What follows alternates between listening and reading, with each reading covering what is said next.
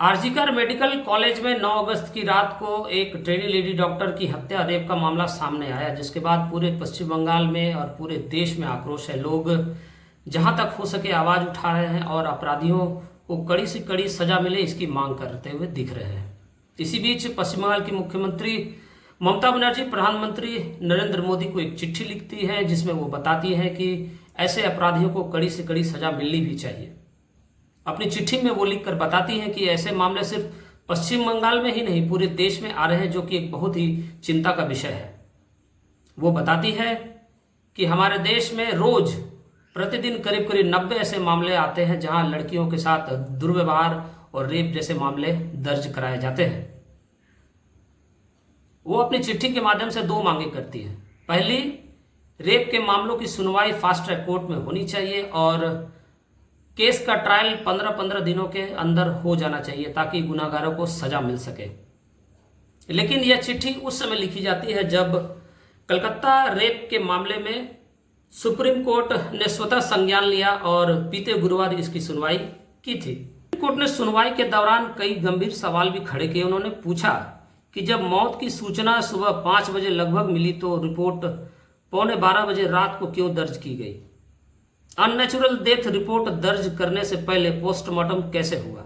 साथ ही supreme court ने कहा कि 30 सालों में पुलिस की ऐसी लापरवाही नहीं देखी गई। यानी सुप्रीम कोर्ट ने बेहद सख्त लहजे में कह रहे थे कि इस मामले में भयंकर लापरवाही हुई है, जो कि रेप मामले में पुलिस कार्रवाई की पारदर्शिता और विश्वसनीयता पर भी सवाल खड़े करता है।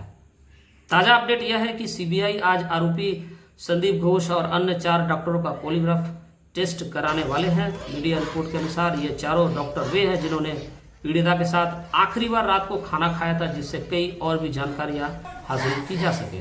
पॉलीग्राफिक टेस्ट इसलिए भी जरूरी है कि आखिर पता तो चले कि क्राइम वाली रात आखिर संजय अकेला था या उसके साथ कुछ और लोग भी थे।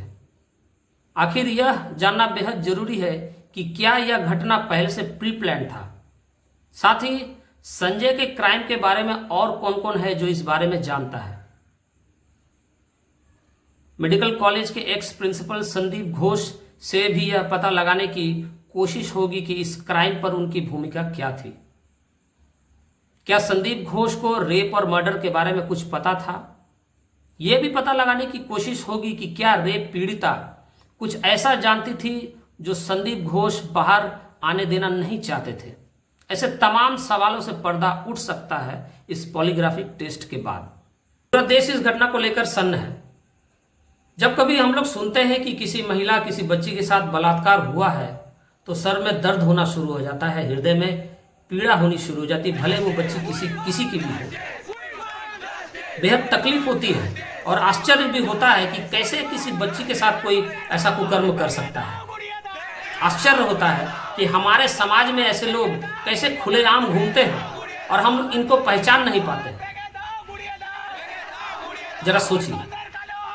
और सबसे बड़ी बात तो यह है कि इतना कैंडल मार्च, धरना प्रदर्शन किया जा रहा है पूरे देश में, लेकिन अभी तक जो है कलकत्ता मामले में जो है किसी को सजा नहीं मिल पाया है।